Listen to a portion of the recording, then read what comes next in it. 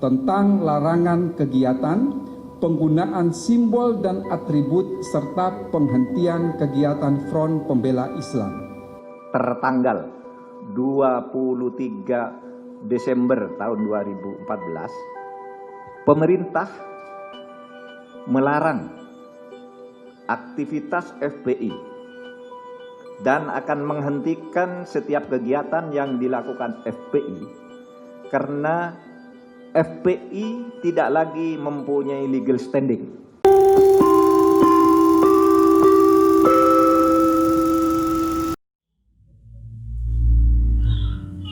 Jumpa lagi dengan Turiman Corner, sebuah channel yang mencerahkan anak-anak bangsa. Beberapa jam kemarin,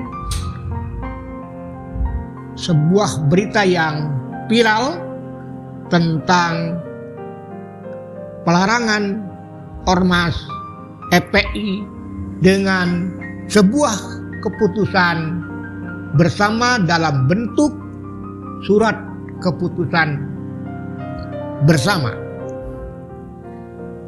dan menimbulkan berbagai komentar di media sosial.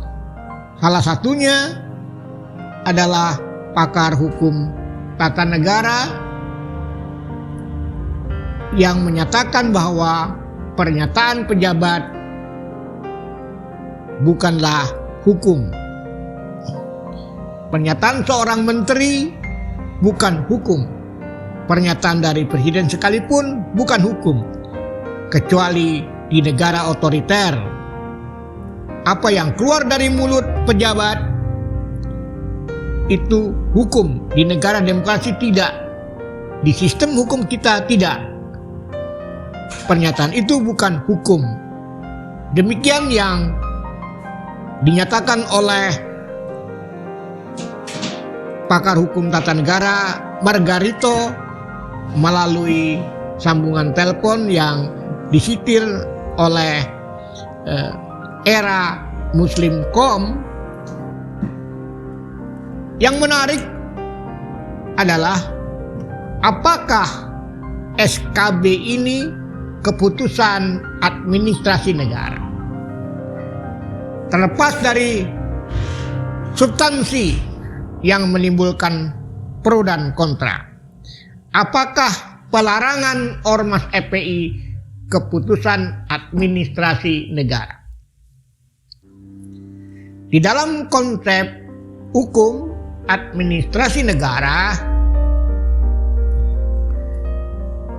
dipahami bahwa keputusan administrasi negara atau keputusan administrasi pemerintahan yang juga disebut keputusan tata usaha negara atau keputusan administrasi negara yang selanjutnya disebut keputusan adalah ketetapan tertulis yang dikeluarkan oleh badan dan atau pejabat pemerintahan dalam penyelenggaraan pemerintahan.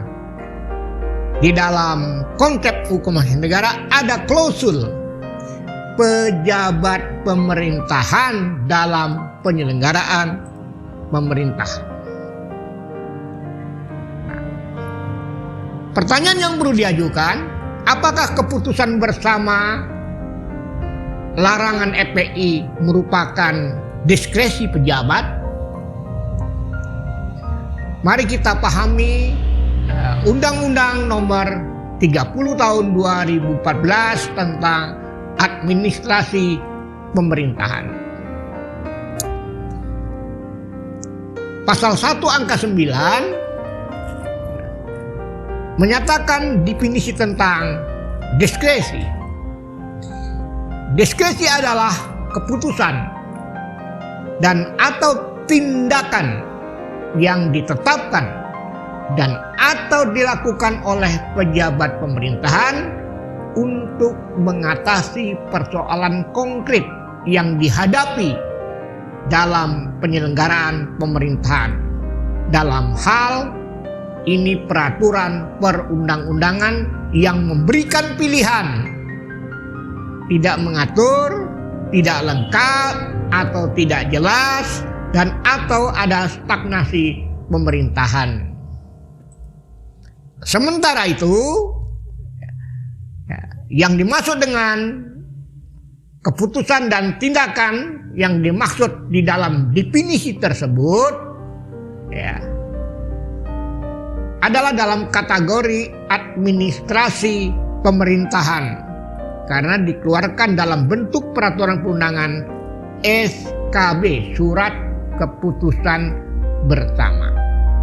Lalu apa yang dimaksud dengan administrasi pemerintahan, keputusan administrasi pemerintahan? Tadi sudah dikatakan bahwa administrasi pemerintahan merupakan bagian dari penyelenggaraan pemerintahan. Dan keputusan administrasi pemerintahan adalah ketetapan tertulis yang dikeluarkan oleh badan dan atau pejabat pemerintahan dalam penyelenggaraan pemerintahan. Pertanyaan yang menarik untuk diajukan adalah apakah pernyataan bersama yang dibacakan tersebut termasuk tindakan administrasi negara?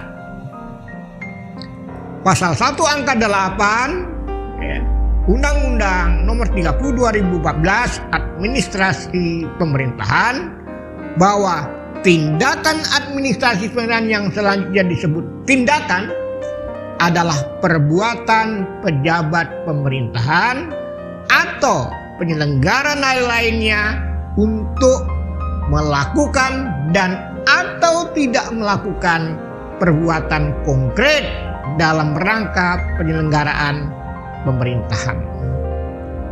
Nah, kita ketahui di dalam kasus pelarangan FPI, sejak Juni tidak terdaftar karena tidak diperpanjang pendaftarannya.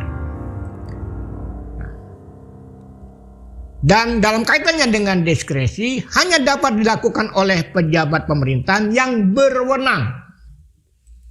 Setiap penggunaan diskresi pejabat pemerintahan bertujuan ada 5. Melancarkan penyelenggaraan pemerintahan, mengisi kekosongan hukum, memberikan kepastian hukum, dan mengatasi stagnasi pemerintahan dalam keadaan tertentu. Kemudian guna kemanfaatan dan kepentingan. Nah, dalam kaitannya ini, dalam kaitan hal ini, apakah dibuat sesuai dengan kewenangan? Ini menjadi menarik untuk ditelaah. Kalau kita menyitir beberapa ketentuan normatif bahwa pernyataan pasal yang dipaparkan di atas itu dimaknai secara bersamaan dengan larangan penyalahgunaan wewenang yang tercantum dalam pasal 17 ayat 1 ayat 2 Undang-Undang Nomor 30 2004 tentang administrasi pemerintahan yang berbunyi, badan atau pejabat pemerintahan dilarang menyalahgunakan wewenang. Larangan penyalahgunaan wewenang sebagaimana dimaksud ayat 1, larangan melampaui wewenang, larangan menyampur adukkan wewenang, dan atau larangan bertindak sewenang-wenang. Ini menarik untuk ditelaah apakah dibuat sesuai dengan kewenangan.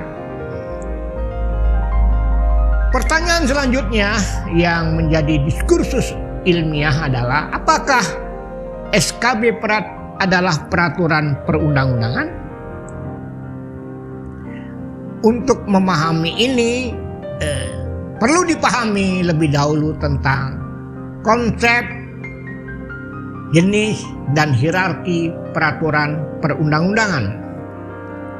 Di mana letak SKB di dalam jenis dan hierarki peraturan perundang-undangan? Nah, untuk memahami itu harus dipahami apa yang dimaksud dengan peraturan perundang-undangan. Dalam pasal 1 angka 2 Undang-Undang Nomor 12 Tahun 2011, peraturan perundang-undangan adalah peraturan tertulis yang memuat norma hukum yang mengikat secara umum dan dibentuk atau ditetapkan oleh lembaga negara atau pejabat yang berwenang. Sini ada kata klausul, pejabat yang berwenang, melalui prosedur yang ditetapkan dalam peraturan perundang-undangan. Nah, apakah SKB ada di dalam hierarki dan jenis peraturan perundang-undangan? Kita lihat di pasal 7 ayat 1 Undang-Undang Nomor 12 Tahun 2011 bahwa ada jenis hierarki peraturan perundang-undangan. Yang paling tertinggi adalah Undang-Undang Dasar Negara Republik Indonesia tahun 1945, ketetapan MPR, undang-undang dan peraturan pemerintah pengganti undang-undang. Kemudian peraturan pemerintah, peraturan presiden, peraturan daerah provinsi dan peraturan daerah kabupaten kota. Kalau menggunakan pasal 7 ayat 1, maka SKB tidak ada di dalam jenis dan hierarki peraturan perundangan. Oleh karena itu patut dipertanyakan, SKB ini kedudukannya apakah peraturan perundang-undangan? Namun di pasal 8 ayat 1 Undang-Undang Nomor 12 tahun 2011 mengatur jenis peraturan perundangan yang di luar hierarki. Dinyatakan di sana di pasal 8 ayat 1, dalam pasal 7 ayat 1 Undang-Undang Nomor 12 tahun 2011 mencakup peraturan yang ditetapkan oleh MPR, Dewan Perwakilan Rakyat, Dewan Perwakilan Daerah, Mahkamah Agung, Badan Keuangan, Komisi Yudisial, Menteri. Nah, itu ada peraturan yang ditetapkan Menteri, badan lembaga atau komisi yang setingkat dibentuk dengan undang-undang atau perintah atas perintah undang-undang. Pertanyaannya, apakah surat keputusan bersama merupakan peraturan perundang-undangan? Secara eksplisit memang tidak ada dikatakan bahwa SKB dalam pasal 7 ayat 1 Undang Nomor 12 ataupun dalam pasal 8 ayat 1 Undang-Undang Nomor 12 tahun 2011. Namun peraturan lain yang tidak disebutkan dalam kedua pasal di atas diperjelas di pasal 8 ayat 2 Undang-Undang Nomor 12 tahun 2011 yang menyatakan peraturan perundangan sebagaimana dimaksud ayat 1 diakui keberadaannya dan mempunyai kekuatan hukum mengikat sepanjang diperintahkan oleh peraturan perundang-undangan atau dibuat oleh pejabat yang berwenang. Nah, dalam hal ini surat keputusan bersama menteri merupakan salah satu bentuk peraturan yang dimaksudkan pasal 8 ayat 1 Undang-Undang Nomor 12, kemudian diperjelas kekuatan hukumnya di pasal 8 ayat 2. Walaupun sebenarnya SKB materi muatnya lebih bersifat peraturan. Hal inilah yang menyebabkan terjadinya berbagai komentar di ranah khusus ketika dikeluarkan SKB. Beberapa narasi ilmiah, beberapa literatur bahwa surat keputusan harus konkret, individual, dan bersifat en-masse. Dan selalu, sedangkan peraturan perundang-undangan bersifat umum, abstrak, dan berlaku terus-menerus.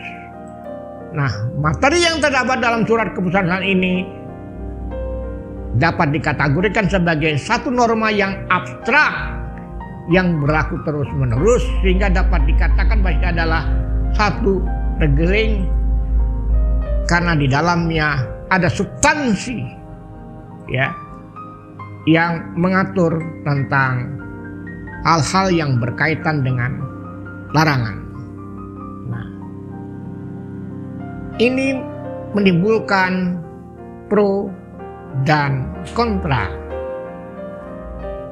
Terlepas dari substansinya, maka hal ini menarik menjadi diskursus, ya.